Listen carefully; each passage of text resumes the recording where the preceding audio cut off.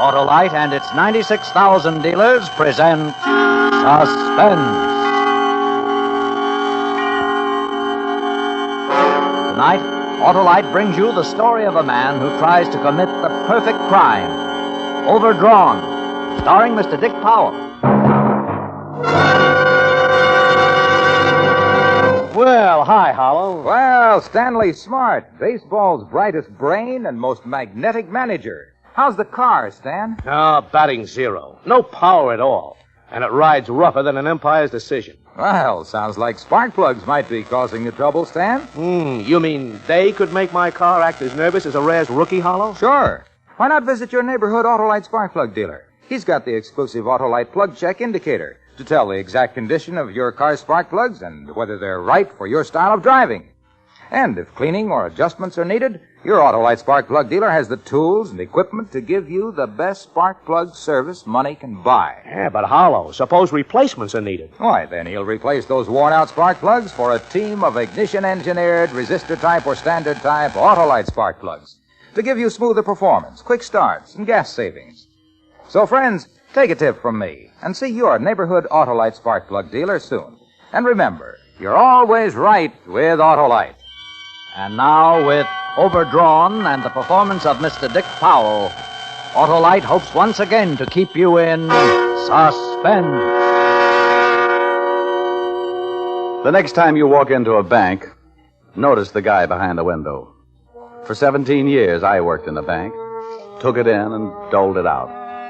And there was never a day that I didn't feel like a dead ant in a jar of honey. When the feeling got hard to handle, I'd blow a week's salary on a blonde or a new suit. But it didn't help.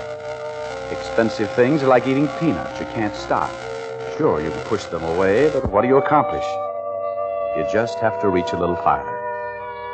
Mr. McPherson, the president of the bank, valued my efficiency at a premium. Whenever a new man was hired, I was elected to show him the ropes. Mr. Graves, this is Mr. Robert Farley, our most experienced and conscientious teller. He'll see that you get off on the right foot. He'd pat me on the back and leave me to explain the rules and regulations to some wet-nosed kid fresh out of college. Hope you don't mind me hanging over your shoulder, Mr. Farley. Oh, hang anywhere you want. Huh? Nothing. Mr. McPherson tells me the procedure here is pretty strict. I wouldn't want to make any mistakes. Oh, it's not too bad, Graves. Pretty much the same as any bank. Just make sure you write your figures clearly and, the old man has one particular fetish. Be sure your initials are legible. Sure. A few years ago, we had two tellers with the same initials. There was a deposit error, and nobody could tell which one made it. They both got fired. Like some coffee? Well, I don't like to leave before I... Oh, I always bring a thermos. Hand me that briefcase, will you? Oh, sure. Grab yourself a paper cup. That drugstore gives me indigestion. Hope you like it black. Yeah, black's fine. Thanks. Been here long, Mr. Farley? Started as a messenger boy when I was 18. Watch out, it's hot. Makes sense. Who wants cold coffee? Get the picture? As monotonous as 50 miles of dirt road. Unless you've got patience. I had it. And for 17 years, I bet my patience on the longest shot in the world. If it happened, I was ready for it. For 17 years, I got up in the morning, filled my thermos with coffee, put it in my briefcase, and went to work. And every day I sat there with my hands full of money, waiting and hoping. Then one afternoon, as the minute hand on the big bank clock jumped from 2:59 to 3, it paid off. I'd like to cash a big check. How big? How much have you got? What? Don't move an inch or I'll blow your head off. He was a big man in a trench coat, and he held a gun pointed right at my chest. I looked down the line of windows. An armed man covered each one. Don't let anybody move. This is a holdup. Hurry it up, buddy. All the money you got in the drawer.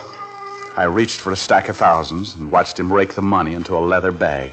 I kept handing him money, praying someone would get to the alarm. Come on, let's have it faster. Get that guy another floor.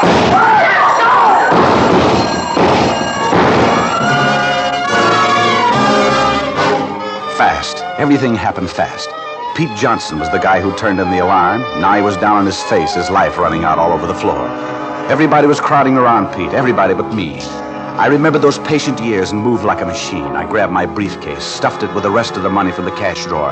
10s, 20s, 100s. It was a matter of seconds while the hysteria kept everyone else too busy to notice. Then I closed the case, put it back under my counter.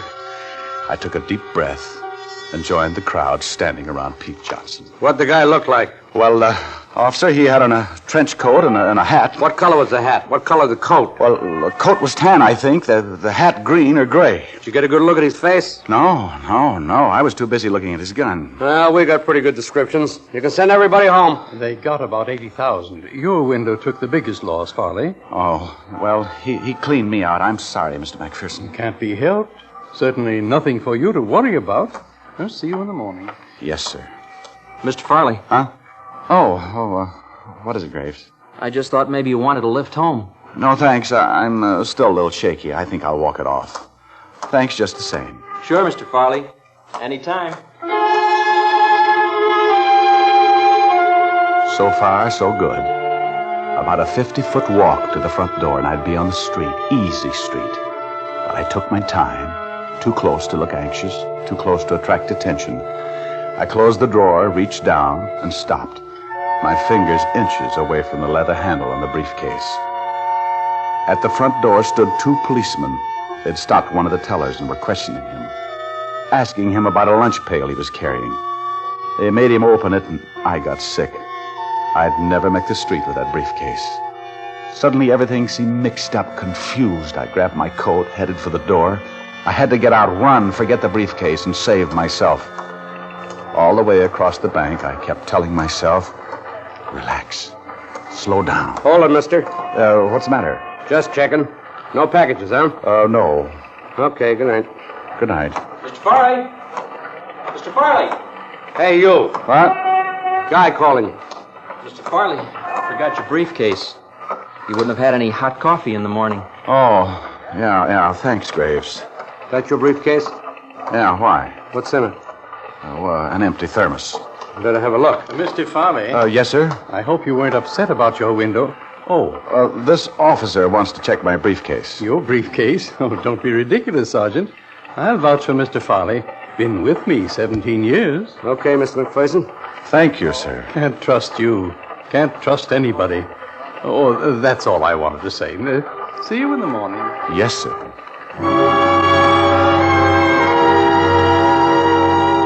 I'd made it. A briefcase full of money, and for a bonus, can't trust you, can't trust anybody. I went up the steps of my apartment like a kid on his way to a taffy pole. Once inside, I locked the door and opened the case. I walked to the bed and dumped it. House Beautiful should feature it, a crazy quilt of money. I counted it. $28,311. I counted it again and took a nap.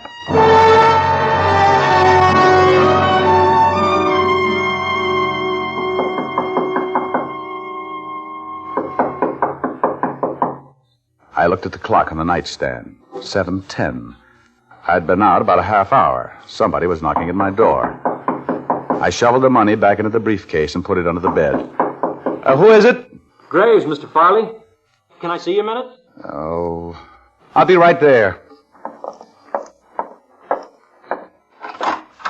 Oh, you've been asleep? Yeah, Didn't mean to wake you up. that's okay.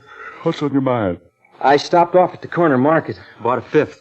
I thought they only sold milk and quarts. Oh, I thought maybe you'd want a drink. Now, why did you think maybe I'd want a drink? Oh, I'm sorry.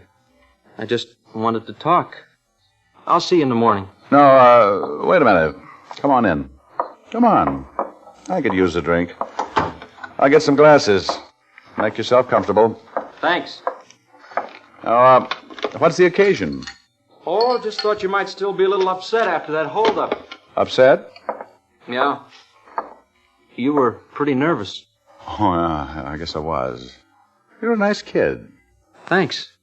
This okay? It's a blend. Sure. No soda. Water all right? Yeah, fine. Well, cheers. Cheers. Mr. Farley, Yeah? what are you going to do with all that money? What? That money you put in your briefcase. What are you going to do with it? You out of your mind? I saw you. If you haven't figured out what you're going to do with the money, I could sure use some of it. He sat across the table from me, smiling like a young rattlesnake in a rabbit pen. He took out a cigarette, leaned back in his chair, and lighted it. He blew the smoke across at me in a long, thin stream.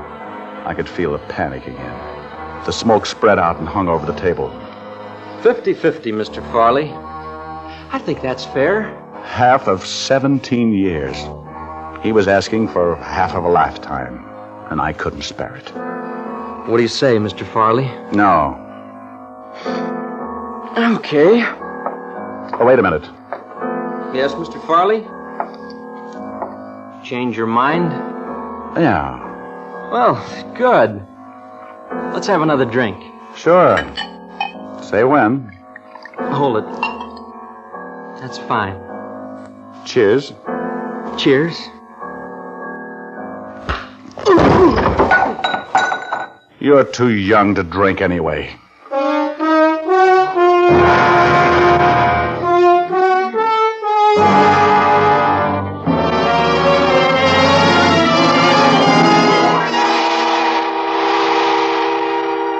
Autolite is bringing you Mr. Dick Powell in Overdrawn, tonight's production in radio's outstanding theater of thrills, Suspense.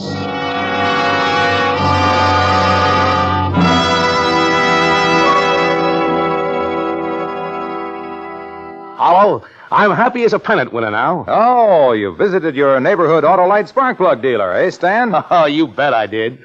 He checked my car's spark plugs with that famous Autolite plug check indicator. And he found that they were as worn as a catcher's mitt after a doubleheader.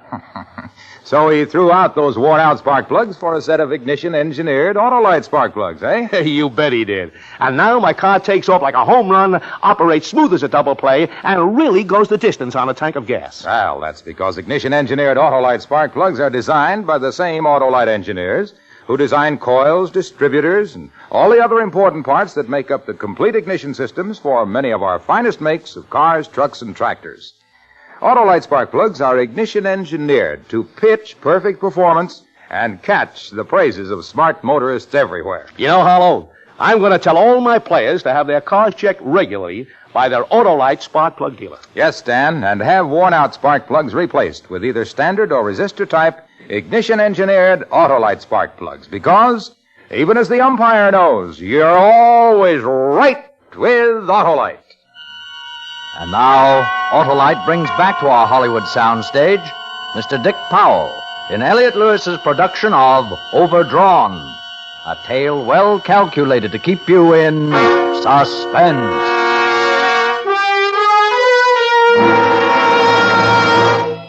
For a minute, nothing was real.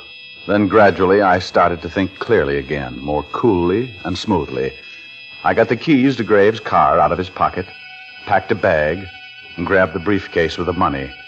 I carried them out to his car and locked them in the trunk. Then I went back for him. It was dark. I got him over my shoulder and went out the back door to the alley. I got him into the car, propped him up in the seat beside me. He looked like a college boy after a big game celebration, like he'd wake up any minute and say, "Stop the car, I don't feel so good."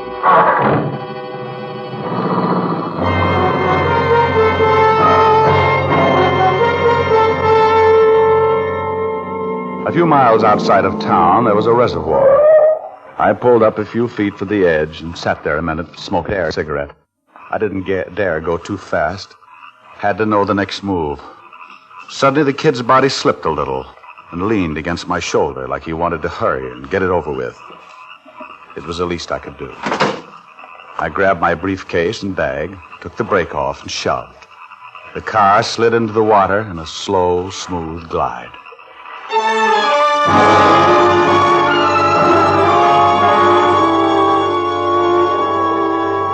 Starts leaving at gate 3 for Ventura, Santa Barbara, Monterey, Palo Alto, and Yes, San better hurry. Francisco. That's your All aboard, bus he just please. called. Thanks.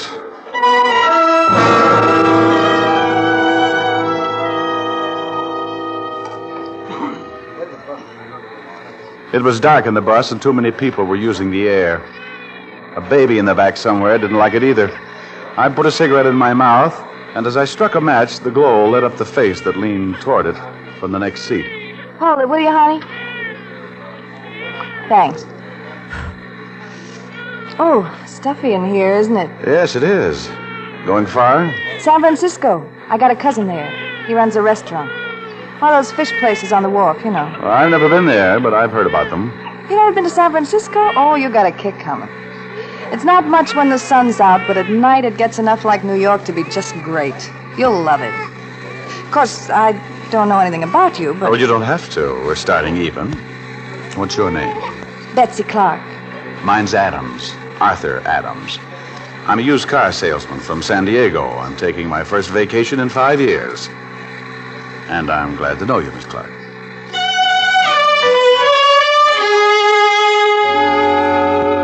There were times during the trip when I shied away from her. I couldn't possibly be lucky enough to pick up a right girl in such a wrong place. But she got to be important to me just by being there. I didn't want to be alone. We got to San Francisco about 8 o'clock the next morning, and I felt panic again. She'd leave me now and go to her cousin. Leave me in a vacuum to hold hands with a briefcase in the past.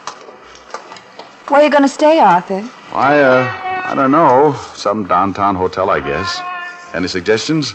Well, there's a little place on Geary. It's clean. The price is right. Sounds fine. What's the address? 354 South. Come on, we'll take a cab. We? Well, unless you want to walk. It's a good 10 blocks. Oh, I thought you were staying with your cousin. I changed my mind. Besides, you're liable to get lost without me. These San Francisco streets can be very confusing. Good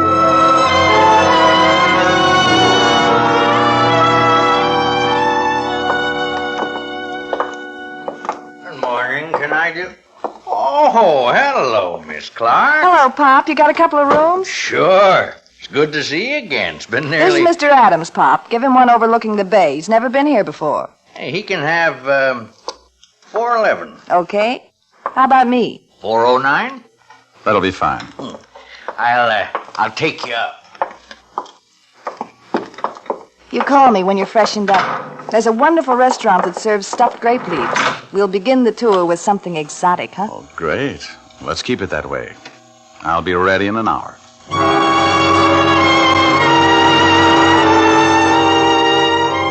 I got settled in my room and had Pop bring me a paper. The bank robbery story was there, but that's all. In a day or two, there'd be more. I dressed for dinner, filled my pocket with enough money for a couple of big weeks, then took the briefcase downstairs to the desk. Oh, can you put this case in the safe for me, Pop? Oh, sure, Mr. Adams. Just a moment. I'll give you a receipt. Is this the house phone? Oh, yeah. 409, please. Oh, hi. I'm downstairs. I had to put something in the safe. Okay. Here's your receipt, Mr. Adams.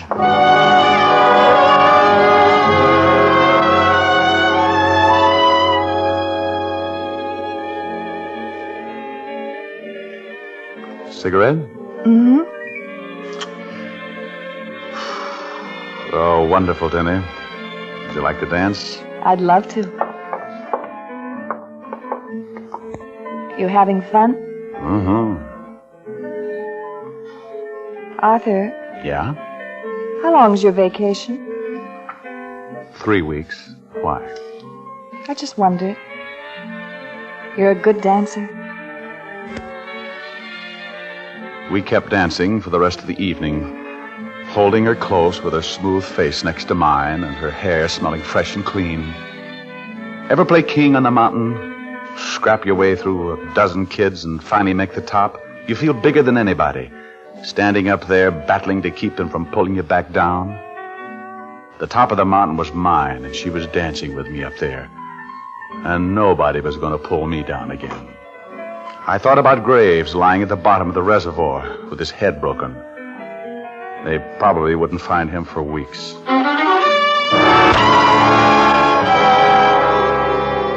The next night, we went to the top of the mark. Gee, I'm sorry it's so foggy. We'll have to come back again so you can see how pretty it is. Oh, I like looking at the fog. It's like watching smoke in a fireplace. Look how it curls around the buildings. Cold smoke. Oh, I'm glad it's out there. Why don't we go home now, huh? Arthur? Why don't we go home now? No, not yet. Well, I don't think I want another drink. Hey, what happened to you all of a sudden? You miss your used car lot? Sorry, I was thinking about somebody. A girl? Hey, maybe you're married. I never even asked you that, did I? Who are you thinking about? Oh, it's not important. Just a guy who wanted me to sell out to him. I kind of wish I had.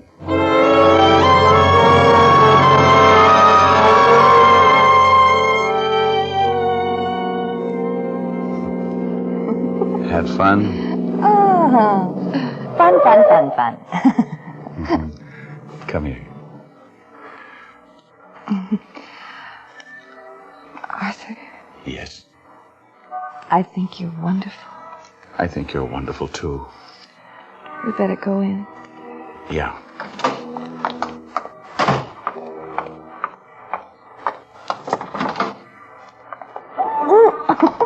Steady she goes. Gee, I'm a little tight. Want the papers?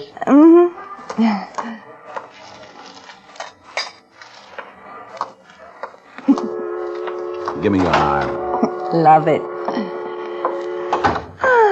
What a wonderful, wonderful evening.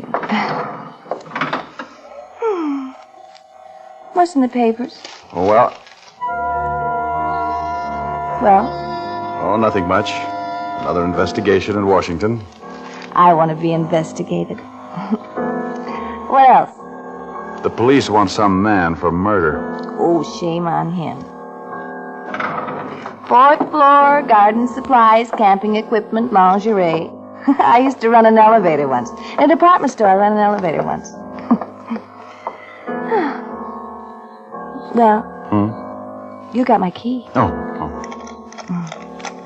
Wonderful evening. Good night, honey. Oh, I'll call you in the morning. all right. Good night, Arthur. Arthur, Yeah? you didn't give me my papers.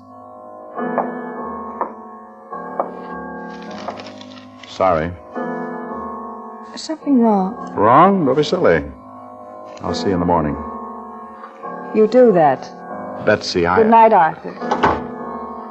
I stood there in that lonely hall with the world coming down around my head. It was all in the papers. They had found the car with my fingerprints on the door. They had my description right down to the color of my eyes. They had even checked the bus station, and the ticket seller had remembered me. The last paragraph read, "It is believed that Farley is somewhere in the vicinity of San Francisco."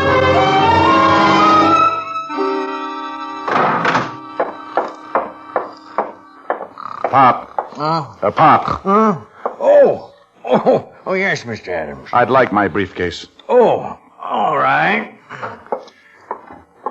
Come on. Yes. Oh, hurry, will you? Hurry. Here you are, Mr. Adams. Thanks. I'll have to have your receipt. Well, there you are. Just initial it. Hotel policy so we can show you got your case. Okay. There. Thank you, Mr. Adams.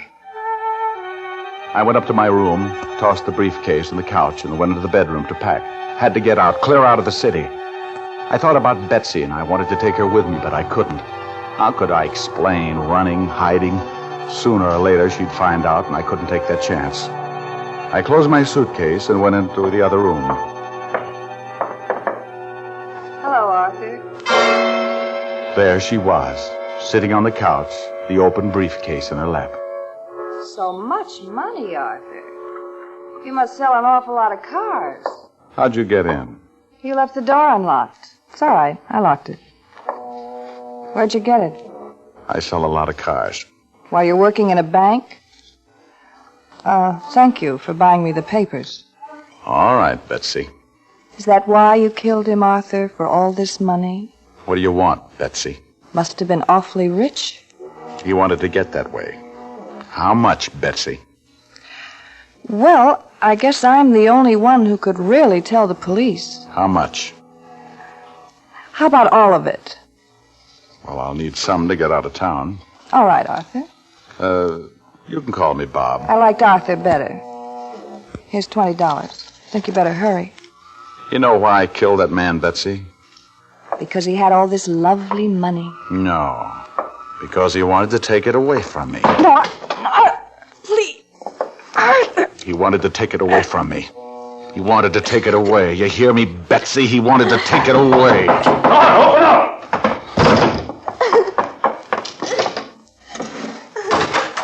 Where is he? Oh, why, Miss Clark, are you all right? Hey, you, stop! Stop!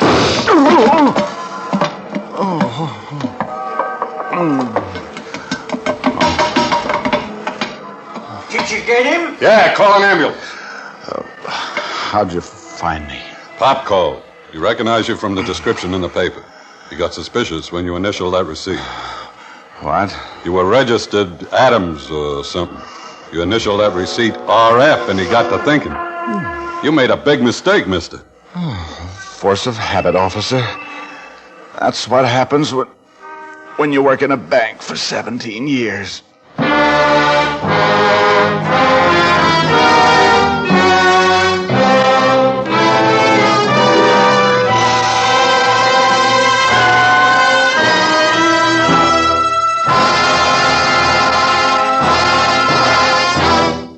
Suspense, presented by Autolite. Tonight's star, Mr. Dick Powell. Friends, this is Harlow Wilcox again to remind you that Autolite is the world's largest independent manufacturer of automotive electrical equipment. Autolite makes over 400 products for cars, trucks, planes, and boats in 28 plants from coast to coast. These products include world-famous ignition-engineered Autolite spark plugs, which are carried by your neighborhood Autolite spark plug dealer. See him soon and have worn-out spark plugs replaced with ignition-engineered Autolite resistor-type or standard-type spark plugs for smoother performance, quick starts, and gas savings. And remember, you're always right with Autolite.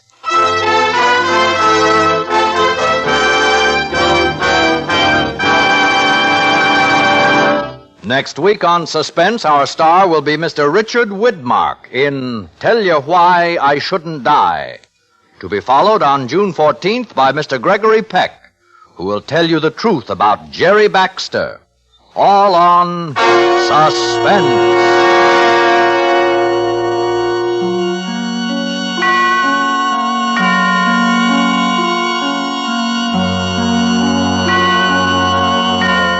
Suspense is produced and directed by Elliott Lewis, with music composed by Lucien Moraweck and conducted by Lud Gluskin. Overdrawn was written for Suspense by Blake Edwards from a story by Robert Platt. In tonight's play, Mary Jane Croft was heard as Betsy and Dick Crenna as Graves. Featured in the cast were Norman Field, Ed Max, Benny Rubin, and Joseph Kearns. Dick Powell may be heard each week on his own radio program, Richard Diamond, on another network. And remember, next week on Suspense, Mr. Richard Widmark in a tale we call Tell You Why I Shouldn't Die.